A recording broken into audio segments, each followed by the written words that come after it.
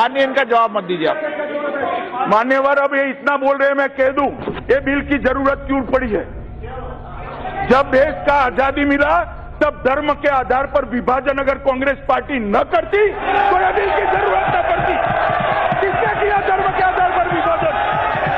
किसने किया धर्म के आधार पर विभाजन? इस देश का विभाजन धर्म के आधार पर कांग्रेस पार्टी ने किया है।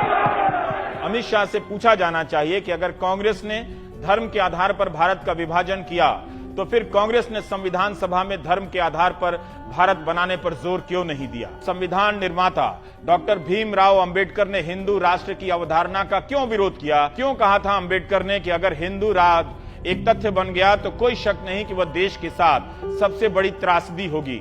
उस वक्त कांग्रेस वो तमाम लोग थे जिनका नाम अक्सर आप देखते होंगे फ्रीडम फाइटर्स के तौर पर आता है। भाई, उस वक्त कांग्रेस एक मिशन था, एक आइडियोलॉजी थी, और वो आइडियोलॉजी ये कहती थी कि हमें अपने हिंदुस्तान, अपने मुल्क को किसी भी कीमत पर इन गोरों से, इन ब्रिटिशर्स से आजाद करवाना है।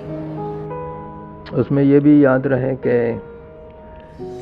सावरकर और गोलवलकर जो आरएसएस के संचालक थे, इन लोगों की तकरीरों से और ये लोग जो बातें कह रहे थे, जैसे मूंजे वगैरह भी, इससे बहुत बात बढ़ती गई।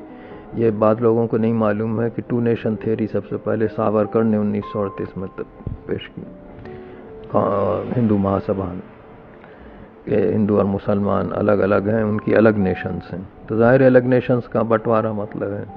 गोलवलकर ने यह कहा कि मुसलमान सिटीजन नहीं हो सकते इस देश के, भारत के। ये रेफरेंस कहाँ से मैं बता देती हूँ आपको। वाइड राइटिंग्स है, स्वतंत्र वीर सावरकर, ये वॉल्यूम 6 है और पेज है 296, महाराष्ट्र प्रांतीय हिंदू महासभा पुणे से। तो इसमें उन्होंने कहा था भारत आज एक यूनिटेरियन और समरूप राष्ट्र नहीं हो सकता है, यहाँ 2 राष्ट्र होंगे, एक हिंदू और एक मुस्लिम। ये अहमदाबाद में 1937 में हिंदू महासभा में उन्होंने कहा था।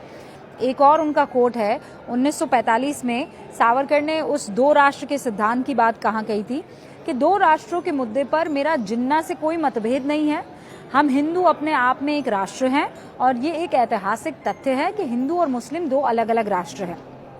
मर्जी हुई तो विभाजन के लिए गांधी को दोषी ठहरा दिया, मर्जी हुई तो कांग्रेस को दोषी ठहरा दिया। किसने किया धर्म के आधार पर विभाजन? किसने किया धर्म के आधार पर विभाजन? इस देश का विभाजन धर्म के आधार पर कांग्रेस पार्टी ने किया है, हमने नहीं किया है।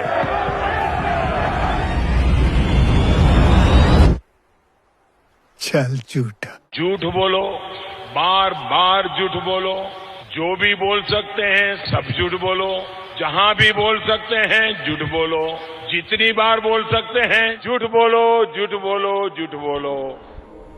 जिन्ना का जहाँ तक ताल्लुक है तो सही है, ये बात है कि बंटवारा उन्होंने किया, लेकिन सावरकर की तरह कभी माफी अंग्रेजों से नहीं मानी, कभी अंग्रेजों से उनका बहताव नहीं हुआ।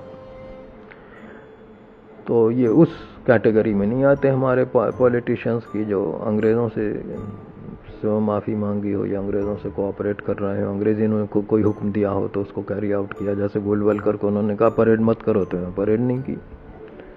उन्होंने कहा कि खाकी शर्ट क्यों पहन रहे थे, अपना यूनिफॉर्म बदल लिया, सफ़ेद शर्ट कर दी। ऐसा कभी कोई काम नहीं हुआ। मान्यवर, उनको सुनना पड़ेगा, ये इतिहास है, इसको सुनना पड़ेगा। मान्यवर, देखिए ये जुमला है, ये भाषण देने का एक तरीका है, एक जुमला है। इनको ये मालूम नहीं है वक्त बदल चुका है जी। जनता को आप मूर्ख समझना बंद कर दीजिए। इस प्रकार की बचकाना बातें किसी के गले नहीं उतरती, लोग मजाक उड़ाते हैं। आपसे खतरनाक इस देश के लिए कोई हो नहीं सकता। इस वीडियो के सामने आने के बाद सवाल तो बनता ही है, अगर हम करें तो करें क्या, बोले तो बोले क्या। वाह मोदी जी, वाह वाह वाह। ऐसा कोई नहीं मानता जी, आप बताइए ना, आप मानते हैं? देखिए ये जुमला है, ये भाषण देने का एक तरीका है, एक जुमला है। लेकिन टेंशन मत लीजिए, जब तक व्हाट्सएप में गुड मॉर्निंग भेजने की सुविधा है तब तक आपको कुछ नहीं होगा, मैं गारंटी देता हूं।